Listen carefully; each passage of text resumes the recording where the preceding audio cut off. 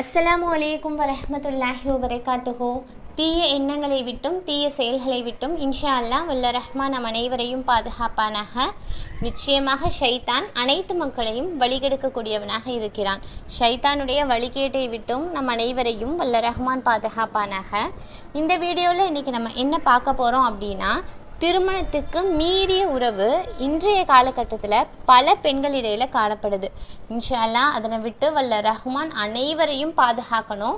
இந்த ஒரு டாபிக் எடுத்து பேசும் பொழுதே உள்ளமெல்லாம் நடுங்கக்கூடியதாக இருக்குது.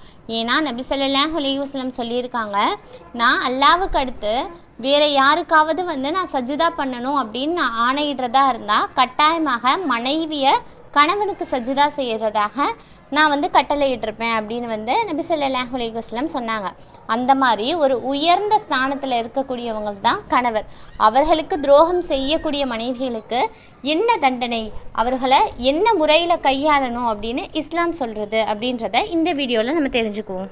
ஸல்லல்லாஹு அலைஹி வஸல்லம் அவர்களுடைய காலகட்டத்தில்னா ஒரு பெண் விபச்சாரத்தில் ஈடுபட்டால் அவளை கல்லாலேயே அடித்து கொலை பண்ணிடுவாங்க. ஆனால் நம்ம இப்போ இருக்கிற நாட்டிலையும் சூழல்லையும் அது சாத்தியமல்ல.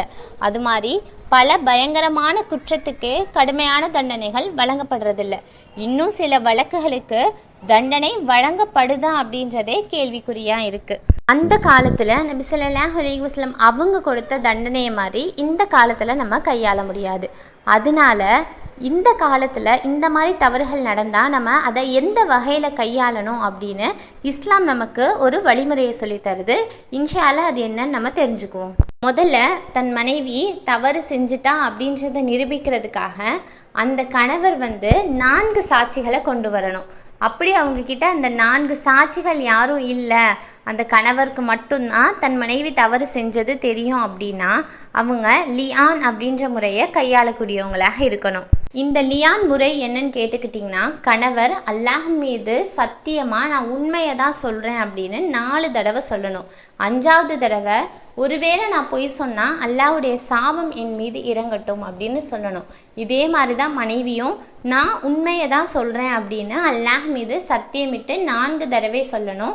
5ஆவது தடவை நான் பொய் சொன்னால் அல்லாஹ்வுடைய சாபம் என் மீது இறங்கட்டும் அப்படின்னு அந்த மனைவியும் சொல்லணும். இந்த விஷயம் நடந்து முடிஞ்சிட்டா அவங்களுக்குள்ள விவாகரத்து நடந்ததுக்கு இனிமே அவங்க சேர்ந்து வாழ முடியாது. அதே மாதிரி தன் மனைவி செஞ்ச தவறுக்காக தன் மனைவியை சித்திரவதை செய்கிறதோ இல்லைன்னா அவர்களை காயப்படுத்துகிறதோ எந்த விதத்துலையுமே இஸ்லாம் அதை அனுமதிக்கலை. இத்தகைய தவறு செய்த மனைவி தான் மனம் உணர்ந்து இனிமே இந்த தவறை நான் செய்ய மாட்டேன் அப்படின்னு வாக்குறுதி கொடுத்துட்டு அல்லாஹ்கிட்ட பாவ மன்னிப்பு கேட்டுட்டு தன் கணவனுடன் சேர்ந்து வாழணும் அப்படின்னு கேட்டால் அந்த கணவன் சேர்ந்து வாழலாம். அதுக்கு மார்க்கத்தில் அனுமதி இருக்குது. நிச்சயமாக அல்லாஹ் தஆலா பாவங்களை மன்னிக்கக்கூடியவனாகவும் கிருபையாளனாகவும் இருக்கிறான். அதனால் நீங்கள் உங்களுடைய மனைவியுடைய பாவத்தை மன்னிக்க நினச்சா இன்ஷா அல்லாஹ் நீங்கள் மன்னித்து அவங்களுக்கு வாழ்க்கை அளிக்கலாம். அதே மாதிரி அவங்களுடைய தவறை நீங்கள் வெளியே சொல்கிறதோ அவர்களுடைய மானத்தை வாங்குறதோ அது இஸ்லாமிய பண்பு கிடையாது. 2 விஷயந்தான். உங்கள் மனைவி திருந்தி உங்களுடன் வாழ்கிறதுக்கு உறுதி அளித்தா நீங்கள் அவர்களை ஏற்றுக்கொள்ளலாம். அதுவும் உங்கள் மனது அனுமதித்தா. 2வது விஷயம் இல்லைன்னா அவங்கள சித்திரவதைப்படுத்தாமல் காயப்படுத்தாமல் அவர்களுடைய மானத்தை எல்லார்கிட்டையும் சொல்லி வாங்காமல் நீங்கள் அவர்களை விவாகரத்து பண்ணிடலாம். இது 2 வழிமுறைகள் தான். மற்றபடி அவர்களை சித்திரவதைப்படுத்துகிறதோ அவர்களுடைய மனதை காயப்படுத்துகிறதோ எந்த விதத்துலையுமே இஸ்லாத்தில் அனுமதி இல்லை. இன்ஷா அல்லாஹ் இத்தகைய தவறான செயல்களை விட்டு முஸ்லீமான பெண்கள் அனைவரையும் வல்ல ரஹ்மான் பாதுகாப்பானாக. இன்னும் நம் பாவங்களை மன்னித்து சொர்க்கத்திலும் மேலான ஜன்னத்துல் ஃபிர்தௌஸ் என்னும் சொர்க்கத்தில் நம் அனைவரையும் ஒன்றிணைப்பானாக.